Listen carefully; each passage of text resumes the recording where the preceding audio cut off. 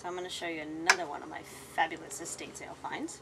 I just found this really old, super pile of character little shelf that I found. And kind of wanted it to be a little bit darker, so I'm going to tint it with the Luminarte. And because this wood is so old, it's going to be super porous, which means it's going to soak up the tint. And the little bits of mica are going to cling to the tops of the fiber of the wood. And this is going to be one kind of beyond, both of a, what do you call it, a functional piece and somewhat like an art piece. So this should be pretty cool. Alright, so let's get to work. Alright, so since the wood is a little bit old, I'm going to go ahead and do what I would normally do to paper, which is kind of spritz it down, because I kind of want the paint to flow a little bit. So I'm going to do this little scalloped edge first. And I've poured some of the Luminarte in a bowl. I'm using Autumn Butternut, and I like it because it's nice and warm. I'm just going to go ahead and paint it on. You can see how fast that's soaking in, right? Holy smokes. It's like soaking it up like it's thirsty. So we're going to go all the way down. Keep soaking it in. And the more layers that I put, the more of an intense mica it'll be. And I'm going to try to take this out into the sun later so you can see how shiny it gets. This is going to be amazing in my house. I'll probably use it as a bookshelf or maybe put a sculpture or something on it. I'm not sure. Anyways, look at the first part's already soaked up. And it's a nice sunny day today, so it'll be easy for it to dry and do several coats. So I'm going to come around here. I'm going to do the under part. You can see where I just did it over the paint. So you can kind of see what a cool color that is.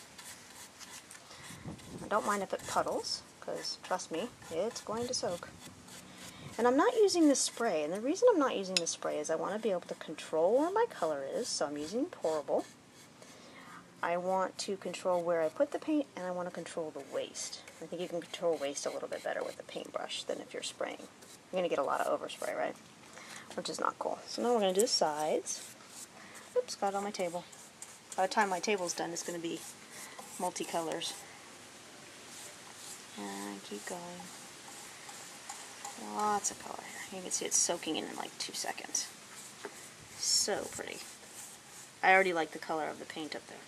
Kind of a creamy manila. Nice and vintage. Manila like a folder. Maddie's teasing me again. That's okay. I can handle it. Vanilla. Not vanilla. Okay, so now I'm getting ready to do the top. I'm going to go ahead and spritz it. Kind of getting ready to do a little bit in the wind.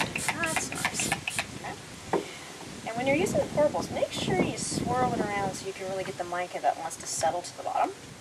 The mica is a little bit heavier than the actual water, so it really wants to sink. And in order to make this as pretty as possible, we want to pick up as much of the mica as possible.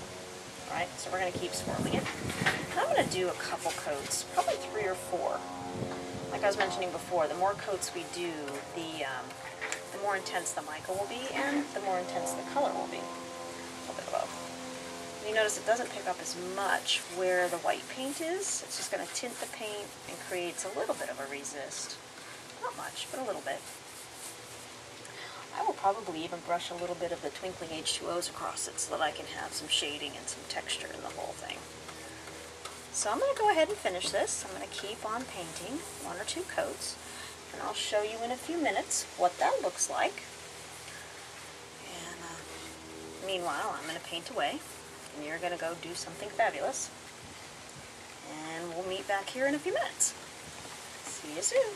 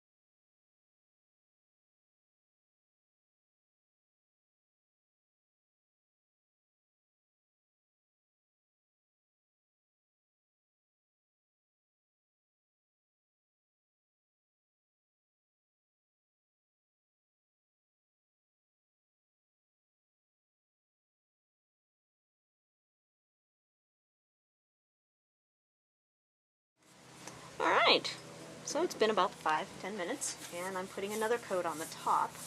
You can see it's starting to get dark. You can see the mica's coming out. Love the mica. I do too, Mom. I just noticed that if you look in the bowl, you can see pink in it, which is really cool since it's all brown. Mm-hmm. So it gives it a nice little shimmer. Yep, it has like a pinkish red mica tone to it, which is kind of a, I don't know, kind of feminizes the brown. So I have brown everywhere, right? But it makes it kind of feminine, kind of pretty, unexpected. There's the good word for it.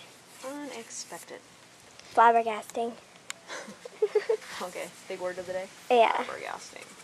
The word of the day. Stupendous. Fabulousness. What do we think? Looking pretty cool? Yeah. Alright, peeps, what do you think? I think I'm going to add some of the twinkling H2O on top of this paint part. So, let's show you how I'm going to do that. I'm going to go ahead and reach back here. I've got myself a chestnut. Got myself some water. Lots of water in there. I'm going to soak that puppy up. We'll do both of these. Soak this one. Lots and lots of water because we have a large surface. So we really want to wet it. You can tell I love this color, right? Can anybody tell that brown's my favorite color? Shocking. Practically everything in my house, everything I do. Brown is the new black. How about that? No, I guess olivine is my new black. Alright, so I'm going to kind of put some of the brown on top because I don't want this to be totally yellow. So I'm going to try to tint it a little bit. There we go. That gives it a little color. We're just going to let this set. Kind of across it. I'm going to try to focus just on top of the paint because I'm trying to tint that old paint. And if we put it on nice and thick, it'll soak in and tint it'll kind of keep it transparent. In a minute after it soaks a bit, what I'll probably do is wipe it off, or I'll even let it dry and come back, spray, so I can get the excess off. Doesn't it look a little bit better, Maddie? Mm-hmm. I think, I don't really want yellow around the house, though. no, yellow is not my favorite. Sorry for all of you who like yellow, and the fact that Maddie's wearing a yellow shirt, but yellow is just not one of my colors. And if your favorite color is yellow, post a comment. I do apologize. I'll do a yellow project just for you. But I don't know why. It's never, not even when I was a kid. I think my favorite color when I was a kid was fuchsia. Who would have thought, right? Because pink is not my color now. Alright. What do we think? Okay, shall I think it's set there long enough?